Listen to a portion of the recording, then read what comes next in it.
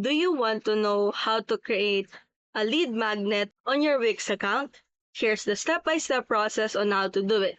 First, select a project that you wanted to add a lead magnet. And after you select a project, you will see a plus icon, which is Add Elements button. You will just click on that, and under the Add Elements, you will see the button. Just hover on it and select a button based on your preference.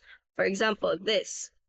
Resize it based on your preference, and once you finalize the sizing of your button, just simply do a right-click command on your mouse or touchpad, and after that, you will found a bunch of options. Just simply click on the link section, and under it, you will see a web address.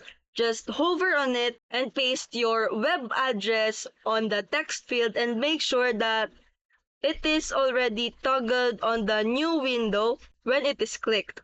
And after you paste a URL or web address, just simply select or click the Done button.